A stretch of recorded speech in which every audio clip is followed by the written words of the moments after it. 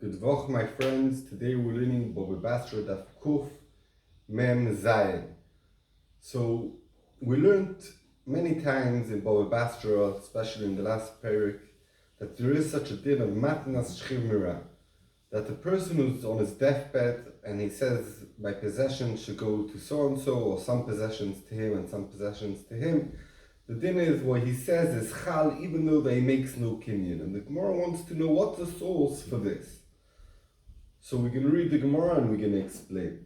About 10 lines down, the last word in the line is Omar Rab Zera. Amar Rab Zera, Amar Rab Minayne matnashchim vera she'im min haTorah שנאמר והעברתם את נחלתו לביתו.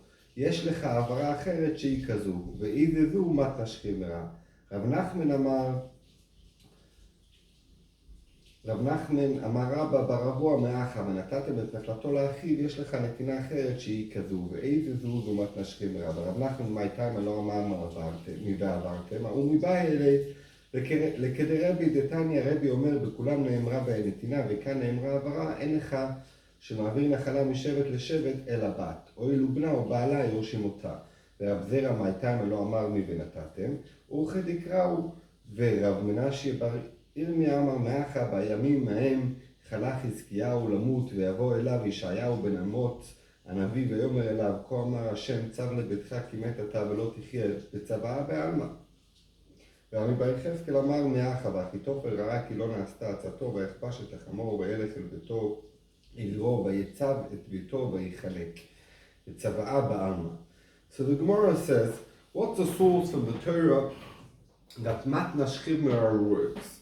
So before we explain the Gemara, I just want to mention Tosfos. That's a very essential thing over here, that we're going to have lots of Makoros, two from the Torah, from the Tanakh, that the matnas chimera works. Tosfos explains clearly that no one really holds that this din is a din d'oraisa.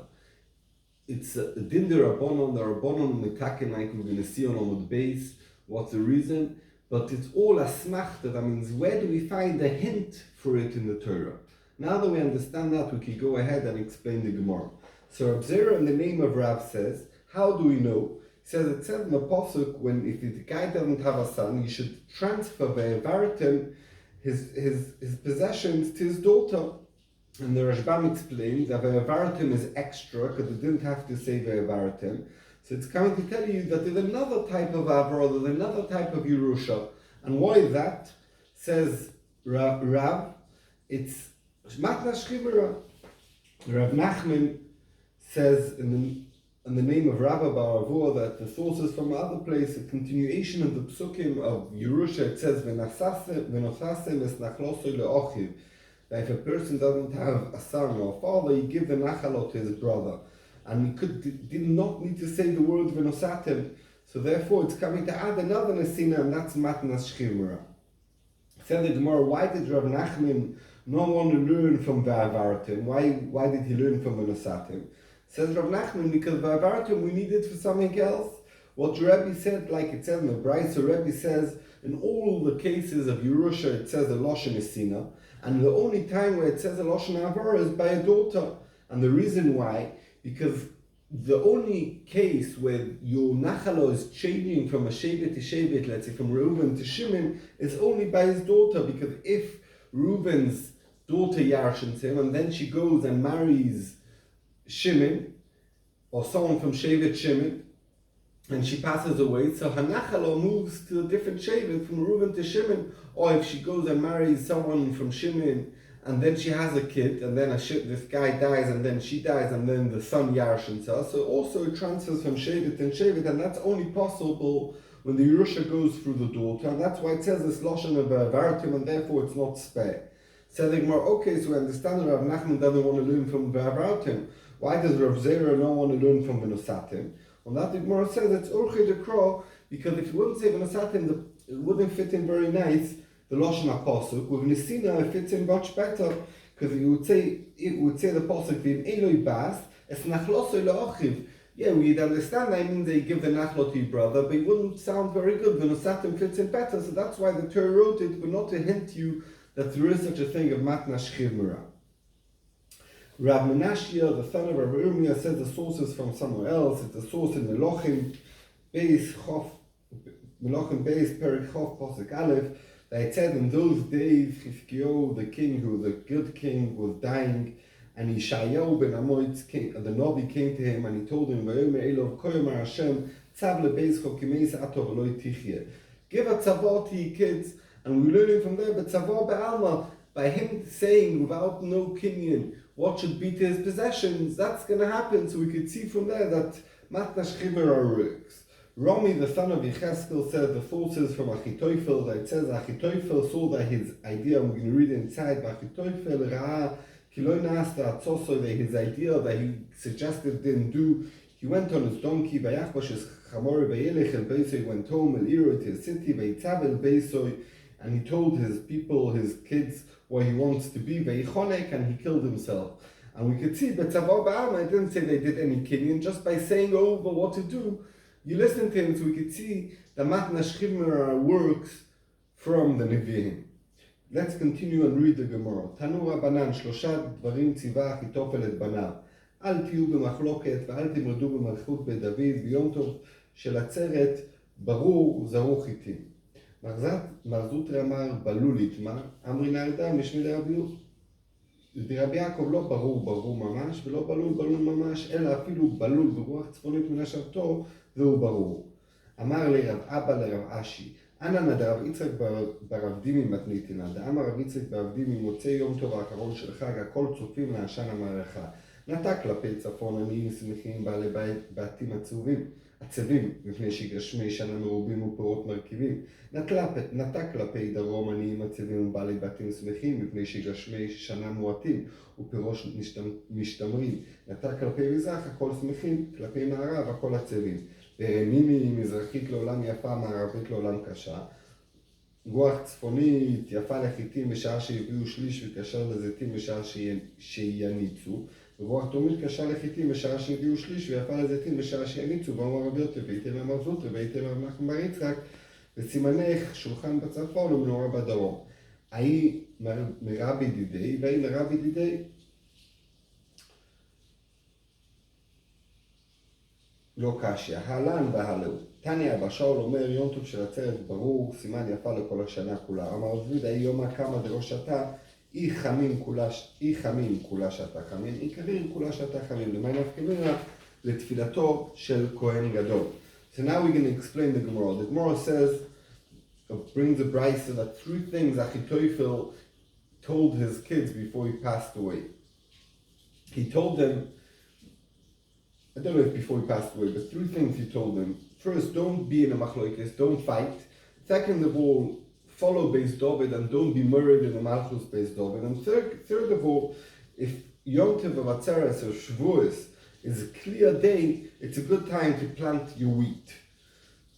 So Mar Zutra explained that when in the Brisa you read not clear day, you read not Barur, that means a clear day means Balul, if it's a cloudy day. And in Adora, it's a place in Bovel, they said in the name of Rabbi Yaakov, when we say Barur, that it's a clear day, it doesn't mean literally a clear day. And when we said a mixed day or with clouds, it doesn't mean that Balur literally very cloudy. Even though Rabbi Yaakov explains, even though it was a cloudy day, but there is a wind that's pushing away the clouds, that's already considered a clear day. And therefore it's a good time to plant the wheat. Rav Abba told Rav Ashi, you learn this on Rav Yitzchok. We learn the dinim of when is a good time to plant, nothing to do with Shavuos. We learn it on the din of Rav Yitzchok bar Rav Dimi. Like we're going to see that he says that the time to tell when it's a good time to plant or not is not on Shavuos, as we're going to see.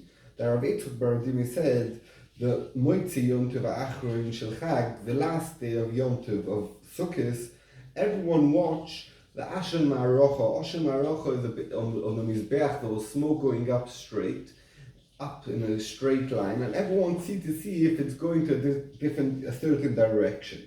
If it's towards north, that means there's a small wind coming from the south. So the poor people are happy, and the rich people are poor.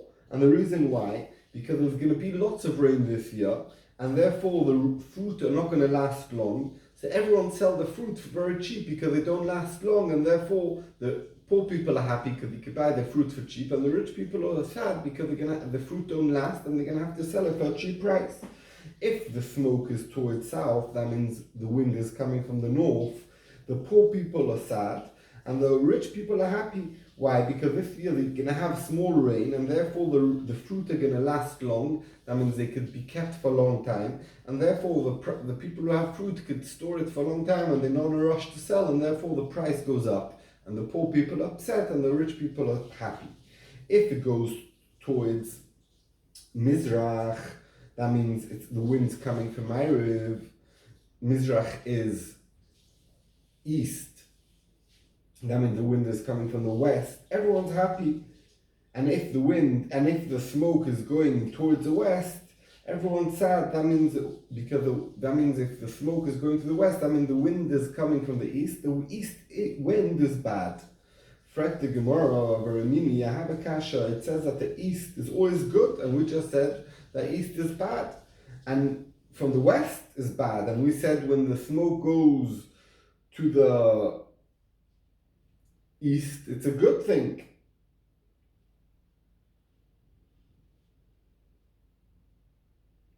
So it's a kasha, and then we continue this brisa. The brisa says if there's a wind coming from the north, it's good for the wheat. The wheat already that brought a third of a growth grew already. It's a good time, so it's good for the wheat. But it's bad for the olives that already flowered. And a south wind, it's bad for the wheat that brought a third already, and it's good for the olives already flowered. And Rabbi Yosef, and some people say Mar Zutra, and some people say Rav Nachman, the son of Rabbi Yitzchok, says a simon to remember this price is that the shulchan upon him, that was the bread that resembles the wheat, is in the north. So that means that a north wind is good for the wheat. And the menorah, what would you light in the menorah? From olive oil. That means it's connected to the olives. It's in the south, and therefore a south wind is good for the olives. So that means the thing in the south brings more olives. That means the menorah, the olives, and in the north, the lechem is good north wind.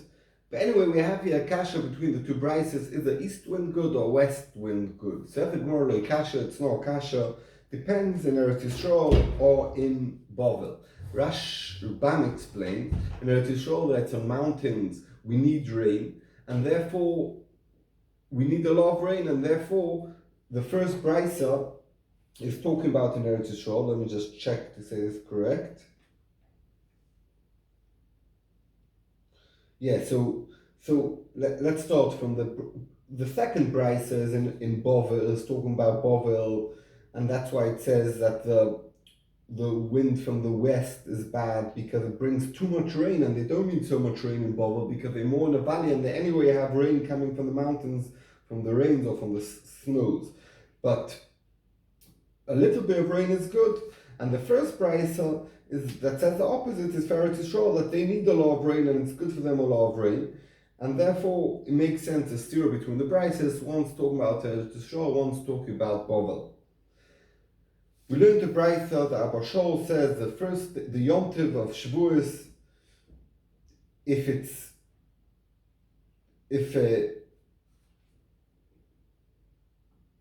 a clear day, it means that you're going to have a whole year, a good year. Rav Zvid says that the first day of the year, meaning on Rosh Hashanah, if it's hot, most of the year will be hot. If it's cold, most of the year will be cold. What in Afkamina says the Gemara? Says the Gemara, Daf Kufman Zayin on the base. So the tefillah of the Kohen Gadol, the if on Rosh Hashanah was a very hot day. So the Rosh Hashanah on Yom Kippur, the Kohen Gadol is going to daven that the year shouldn't be too hot.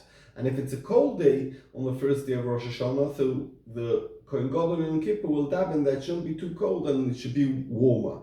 And that's in Afkamina about if it's going to be a hot year or a cold year. Let's continue reading Divrei Gemara Kuf Mem Zayin Amud Beis, a line down. Rabba Amar Rav Nachman mat nashchim mira midrabanan ba'almai shema titarev da'ato alav ומי אמר רב נחמן אחי, ואמר רב נחמן, אף על גב דאמר שמואל, המוכר שטר לחברו וחזר ומחלו מחול, ואפילו יורש מוכר. מודה שמואל שנתנה במתנה שכימרה, אינו יכול למחלו. היא אמרת בשני מדאורייתא משום אחי אינו יכול למחול, אלא היא אמרת רבנני ימה אינו יכול למחול. אינה של תורה ואסור כשל תורה. So we discussed in Amud Aleph sources in the Torah and the Tanakh that we could see the matna shchibur as chal. So Rava, in the name of Rav Nachman, says that matna shchibur is midrabanon. Not like what we said on Amud Aleph, and we explained over there that Tosfos also says that all the ones who bring psukim is only asmachta. And it says, why were Rabbanon mitaken it? Because we're choishish that the person who's giving this matana, who is on his deathbed, is nearly dead. If what he says won't be chal, only if you do a kinyan, he might go crazy. He's going to say, I need to give this to this and this to this. And so Rabbanon will mitaken that he shouldn't go crazy on his deathbed, that whatever he says is chal below kinyan.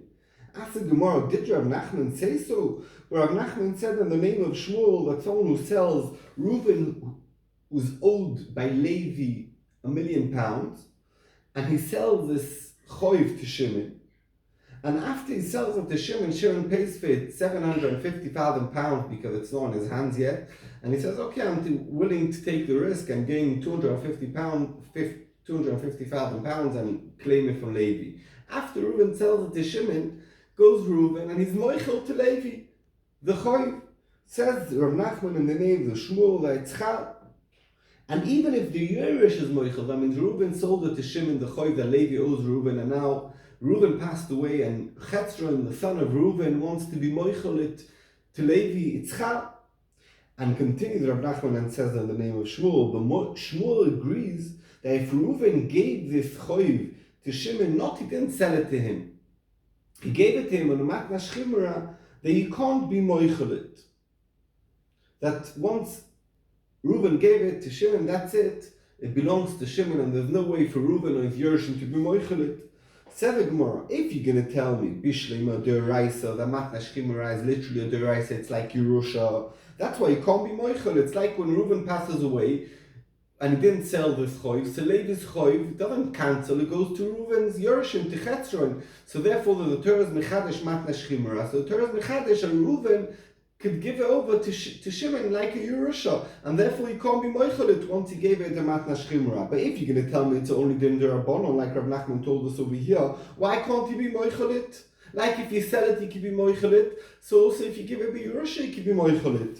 On that the Gemara answers, no, really, like we said, Rav Nachman, it's a din derabanan. But Rabbanon will mitaken it like Yerusha deraisa, not like a matana. When you sell a choiv, so you could be moichel it, because really a choiv is not something it's not something be'en, it's only a chiyuv towards you.